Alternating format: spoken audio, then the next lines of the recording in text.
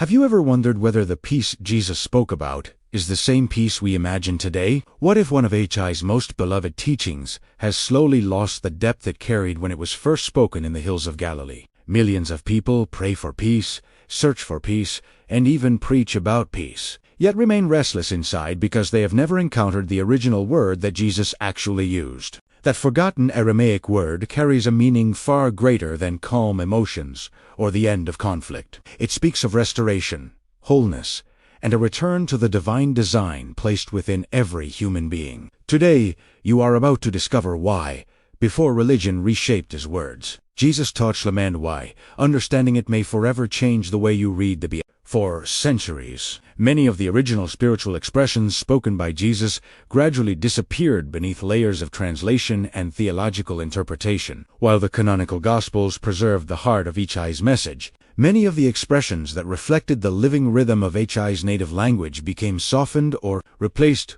with simpler equivalents. Then, in 1945, near Hammadi, in Egypt, a remarkable archaeological discovery brought to light a collection of ancient Christian writings that had remained hidden for centuries. These texts, never included in the official biblical canon, reminded the world that the earliest followers of Jesus preserved teachings rooted in the language he actually spoke every day. They pointed countless scholars back toward the sounds, expressions, and spiritual patterns that shaped the earliest understanding of his message. There is a reason this matters so deeply. Jesus did not teach ordinary villagers in Greek, the language of philosophy and administration. Neither did he normally teach them in formal Hebrew, reserved primarily for liturgical settings and sacred reading. He taught in the language of the people, the language of families, fishermen, shepherds, and children. Aramaic carried meaning not only through vocabulary, but also through sound,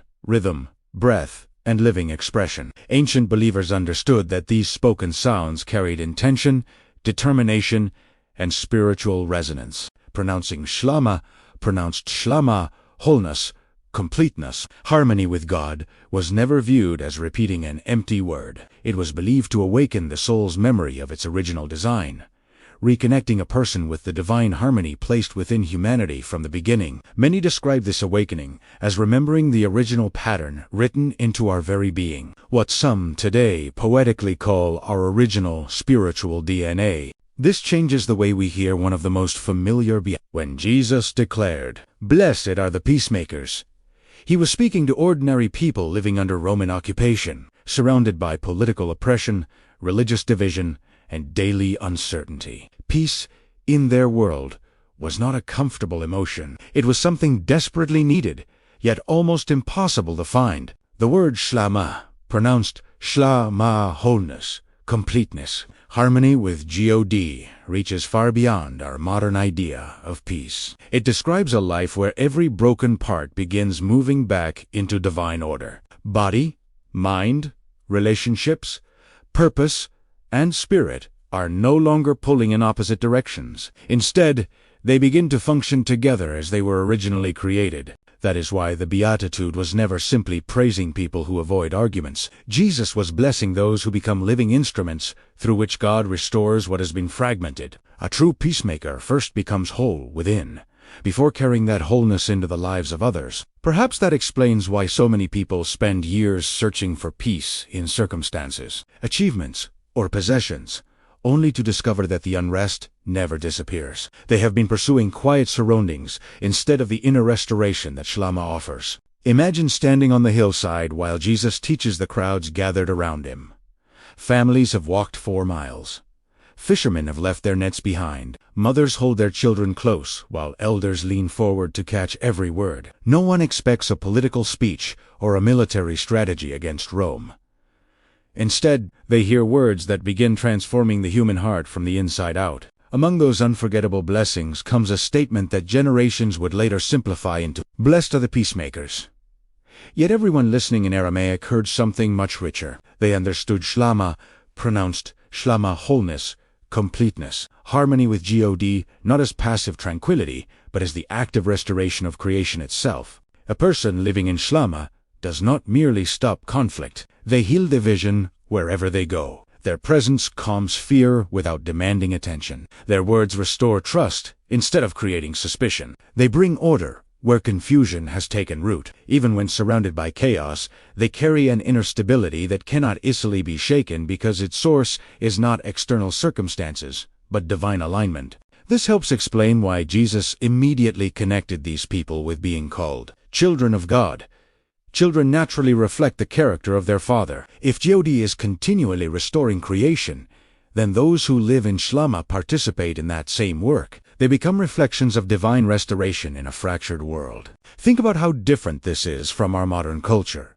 Today, many people mistake silence for peace. Others believe avoiding difficult conversations creates harmony. Some simply distance themselves from every problem, but none of those responses necessarily restore what has been broken. SHLAMA calls us towards something far more courageous. It invites us to become people whose hearts are so deeply healed that healing naturally flows outward into families, friendships, workplaces, and communities. Perhaps this is why so many followers of Jesus feel an unexplainable longing, even after years of faith. They sincerely believe, they faithfully pray, yet something still feels incomplete. The missing piece may not be another doctrine or another religious activity. It may simply be rediscovering the living reality contained within. SHLAMA, the wholeness that Jesus intended his listeners to experience every single day. And once you begin seeing the Beatitudes through that original lens, something remarkable starts happening. Every familiar verse begins revealing dimensions that may have been hidden in plain sight all along. If this teaching has opened a new perspective for you, our Aramaic Wisdom Guide can help you continue this journey. After all, true knowledge sets us free. You'll find the link in the comments. But the greatest surprise is still ahead, because in the next chapter you'll discover why Jesus connected SHLAMA with the human heart in a way that can completely transform how you understand your own spiritual journey. And the best is yet to come. In the next chapters, you'll discover what could change everything for you. When most people hear the word peace, they immediately think about what is happening around them. They imagine quiet homes, stable finances, healthy relationships, or the absence of conflict. Yet Jesus pointed in the opposite direction. Long before external peace could take root, something inside the human heart had to be restored. This is where SHLAMA pronounced SHLAMA, wholeness, completeness. Harmony with God reveals a depth that many translations simply cannot capture. In Aramaic thought, the human being was never seen as divided into isolated parts. The heart, mind, body, spirit, relationships, purpose, and even one's daily work were understood as expressions of a single living reality. When one part became wounded, the entire person experienced that fracture. That explains why someone can appear successful on the outside while quietly carrying exhaustion within. Another may possess wealth but remain restless every night. Others may attend places of worship faithfully while still feeling disconnected from the presence of God. Their circumstances have changed, but their inner harmony has not. Whenever Jesus encountered broken people, he consistently looked beneath the visible problem. A physical illness often revealed emotional pain. Fear uncovered misplaced trust. Anger exposed hidden wounds. Isolation pointed toward forgotten identity. Jesus restored people from the inside outward because he understood that lasting transformation begins where no one else can see. This is exactly why his teaching about the peacemakers carries such extraordinary power. A person cannot genuinely create peace while living in constant inner division. Words may sound gentle, but unresolved fear eventually reveals itself. Acts of kindness become difficult when bitterness quietly grows beneath the surface. Real peace cannot be manufactured. It must first become the atmosphere of the heart. The Gospel of Matthew, chapter 5, preserves this beatitude within the Sermon on the Mount, where Jesus introduced an entirely different vision of spiritual life. He was not describing extraordinary saints separated from ordinary people. He was revealing the path every willing heart could begin walking. The invitation was never reserved for a spiritual elite. It was extended to fishermen, laborers, parents, widows, merchants, and every soul longing for restoration. Perhaps this explains why Jesus never built his ministry around fear. Fear divides. Fear scatters. Fear isolates, but SHLAMA gathers together what life has torn apart. It gently restores confidence where shame once lived. It rebuilds trust where disappointment took root. It reminds us that God's first desire has always been restoration rather than condemnation. Imagine beginning each morning carrying that awareness. Instead of asking, "How can I survive today?" your heart quietly asks, "How can I reflect SHLAMA wherever I go?" That single shift transforms ordinary conversations into opportunities for healing, ordinary decisions into acts of wisdom, and ordinary moments into living expressions of God's presence. By now, you may be wondering something remarkable. If this single Aramaic word holds such profound meaning, why did Jesus choose it specifically when speaking about becoming children of God? The answer reaches far deeper than language alone. It may completely reshape how you understand your own identity. Throughout history, many spiritual traditions have searched for ways to become closer to God. Some emphasized rituals, others focused on knowledge, sacrifice, discipline, or religious achievement. Yet Jesus presented something both simpler and infinitely more profound. Rather than teaching people how to climb toward God, He revealed how to live in harmony with the divine life already calling them from within. This is the beauty of SHLAMA, pronounced SHLAMA, wholeness, completeness, harmony with God. It is not something humans manufacture through effort alone. It is something received, cultivated, and allowed to grow until it reshapes every part of life. Think about the image of a cracked vessel. No matter how much clean water is poured into it, the cracks continue to drain away what has been received. Many people experience faith in exactly that way. They read inspiring words, hear beautiful sermons, and feel encouraged for a short time. Yet, within days, anxiety, resentment, fear, and discouragement quietly return. The problem is not the water. The problem is that the vessel itself has never been restored. Jesus understood this better than anyone. Instead of merely giving people temporary comfort, He continually restored the vessel. He healed identity before behavior. He restored belonging before responsibility. He awakened hope before asking for transformation. This order matters because lasting change always flows from inner restoration rather than external pressure. Now the beatitude becomes astonishingly clear. Blessed are the peacemakers is not simply describing those who resolve disagreements. It is describing people who have become so deeply transformed by SHLAMA that their very presence carries restoration into every environment they enter. Families begin healing, friendships begin rebuilding, communities begin reconciling, not because these individuals possess extraordinary abilities, but because they have allowed divine wholeness to become their way of living. Imagine how different our world would become if believers measured spiritual maturity less by arguments won and more by lives restored. Imagine if conversations reflected compassion instead of competition. Imagine if every decision flowed from inner harmony rather than hidden fear. This is the quiet revolution Jesus began on that Galilean hillside, a revolution that continues wherever hearts embrace.